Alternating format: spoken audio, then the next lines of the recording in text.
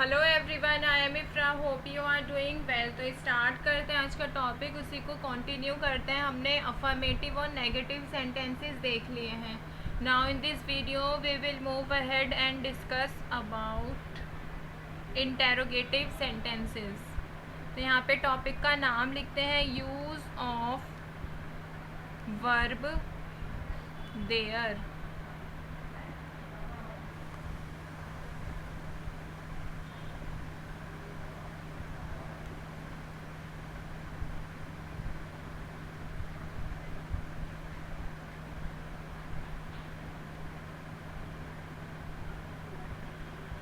तो आपको पता है देयर को हम एज अ प्रोनाउन भी यूज़ करते हैं, एज अ एडवर्ब भी यूज़ करते हैं और एज एन इंटरजेक्शन भी यूज़ करते हैं। ठीक है, तो इसमें आज हम बात करेंगे इंटेरोगेटिव सेंटेंसेस की। तो यहाँ पे लिखते हैं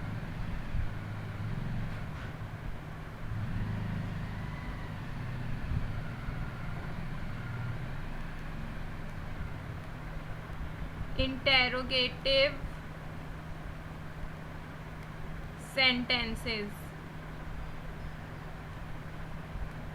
तो इंटेरोगेटिव सेंटेंस सबको पता है दो तरीके के होते हैं, एक होता है यस नो क्वेश्चंस वाले, एक होता है WH वर्ड्स वाले। तो आज हम देखेंगे यस नो क्वेश्चंस के किस तरह का एक स्ट्रक्चर रहता है और कैसे एग्जाम्पल्स को हम ट्रांसलेट करेंगे। तो first type of interrogative sentences देखते हैं, यस नो। यहाँ पे लिख देती हूँ मैं,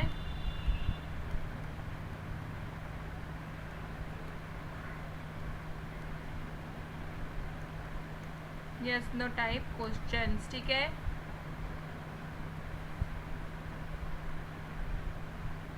तो अगर इसके स्ट्रक्चर की बात करें तो इसी के नीचे स्ट्रक्चर लिख देते हैं। सबसे पहले क्या आता है, हेल्पिंग वर्ब। अगर प्रेजेंट टेंस का सेंटेंस है तो इज या फिर आर या फिर एम आएगा। अगर पास्ट टेंस का है, अकॉर्डिंग टू द सब्जेक्ट देखना होता है कि हमें वॉज वर यूज़ करना है या फिर इज एम आर यूज़ करना है। जैसा सब्जेक्ट होगा उसके अकॉर्डिंग ही हम हेल्पिंग वर्ब यूज़ करते हैं। फिर आता है देयर। जो देयर था वो हर जगह अभी तक सबसे पहले आता था, बट हमें इंटेरोगेटिव में सबसे पहले हेल्पिंग वर्ब, फिर देयर,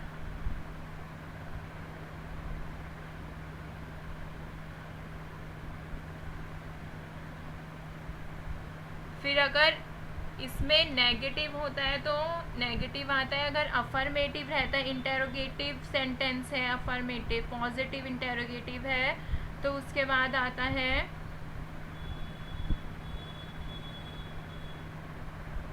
ऑब्जेक्ट, फिर आता है सब्जेक्ट, फिर आएगा क्वेश्चन मार्क ऑब्वियसली। ठीक है, तो अगर नेगेटिव होगा तो हेल्पिंग वर्ब, देयर, देयर के बाद नॉट, फिर अब जो भी रिमेनिंग पार्ट होता है सेंटेंस का, चाहे इसको ऑब्जेक्ट मान लीजिए, वो आएगा, फिर आएगा सब्जेक्ट और फिर इंटेरोगेटिव मार्क आ जाएगा। तो यहाँ पे ट्रांसलेशन स्टार्ट करते हैं, लिखते हैं यहाँ पर,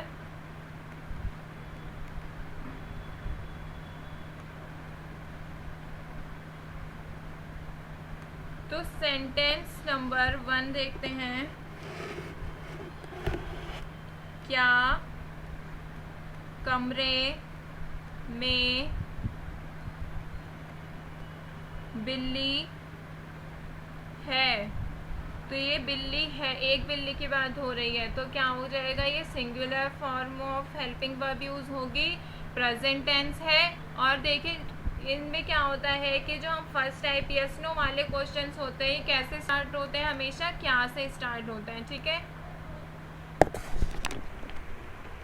तो क्या कमरे में बिल्ली है, तो सबसे पहले आ जाएगा helping verb, it means is, singular है।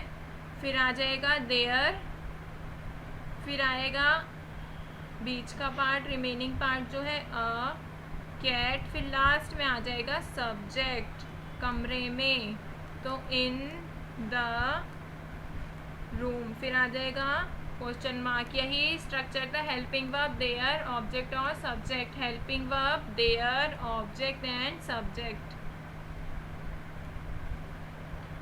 ऐसे ही सेकंड सेंटेंस देखते हैं।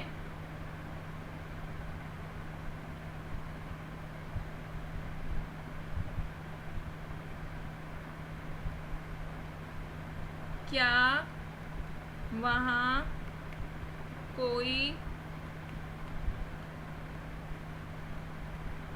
जादूगर है, और आ जाएगा क्वेश्चन मार्क। तो ये भी कैसा है, जादूगर, सिंगुलर ही हेल्पिंग वर्ब यहाँ पे यूज होगी। है तो ये कैसा है, प्रेजेंट टेंस का सेंटेंस है। तो सबसे पहले यहाँ पे आ जाएगी हेल्पिंग वर्ब है इज, फिर आएगा देयर अ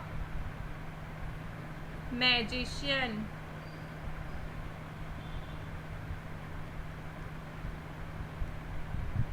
तो हेल्पिंग वर्ब देयर, और ये जो सब्जेक्ट था इसमें बीच का पार्ट नहीं होता किसी किसी में, तो डायरेक्ट हम यही लिख देते हैं यहाँ पर, ठीक है। ऐसे ही थर्ड सेंटेंस देखते हैं, अभी पास्ट का ले लेते हैं कोई, जैसे क्या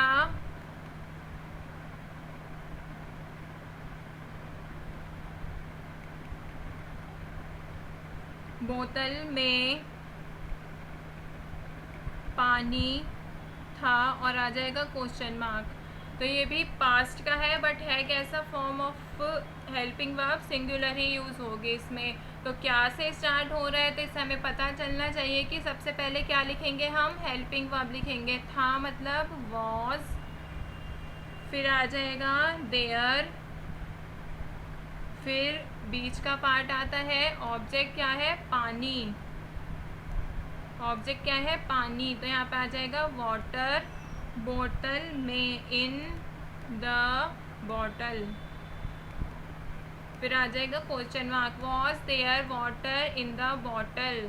तो इसमें हेल्पिंग वर्ब आया है, फिर देयर तो आएगा इसके बाद, फिर आया है इतना है ये ऑब्जेक्ट, या रिमेनिंग पार्ट कुछ भी बोल सकते हैं, एक्स्ट्रा वर्ड्स, और इसके जो है ये है सब्जेक्ट। लेते हैं यहाँ पर फोर्थ सेंटेंस,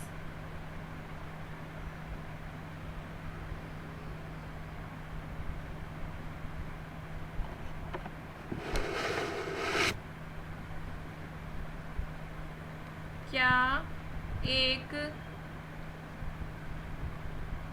सप्ताह में 7 दिन होते हैं, और आ जाएगा क्वेश्चन मार्क। तो इसमें एक दिन की बात नहीं की गई है, 7 दिन की बात की गई है, तो कैसा है, ये प्लूरल है, बट है तो इट मीन्स ये प्रेजेंट टेंस का क्वेश्चन है। तो सबसे पहले क्या आ जाएगा, इज, आर, देयर, फिर आ जाएगा बीच का पार्ट है 7 डेज, फिर आ जाएगा सब्जेक्ट इन अ वीक, और आ जाएगा question mark, are there 7 days in a week, ठीक है। फिफ्थ सेंटेंस देखते हैं,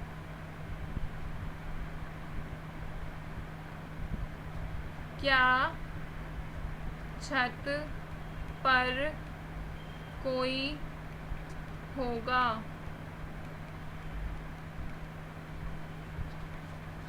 और आ जाएगा क्वेश्चन मार्क। तो ये छत पर कोई होगा, ये सेंटेंस है फ्यूचर टेंस का। तो इसमें फ्यूचर टेंस में हेल्पिंग वर्ब कौन सी यूज होती है, सबको पता है, विल यूज होती है, विल या फिर शैल। तो विल हेल्पिंग वर्ब के बाद आ जाएगा ये देयर, फिर आता है इसके साथ बी, कोई होगा, it means somebody on the roof, फिर आ जाएगा question mark, will there be somebody on the roof। अगर कहीं पर होगा आता है तो विल के साथ बी भी विल के साथ बी भी यूज होता है, बीच में आ जाएगा देयर, ठीक है। सिक्स्थ सेंटेंस देखते हैं,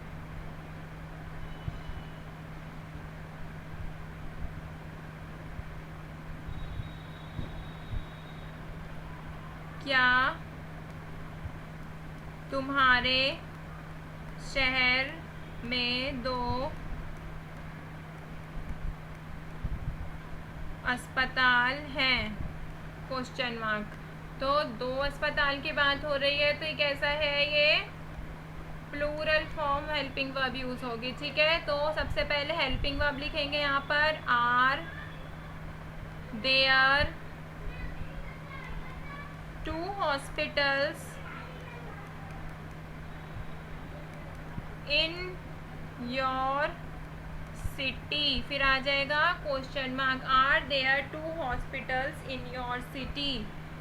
तो यहाँ पर हमने एग्जाम्पल्स कौन से देखे हैं, जो सेंटेंस किससे स्टार्ट होते हैं, व्हेन सेंटेंस स्टार्ट्स विद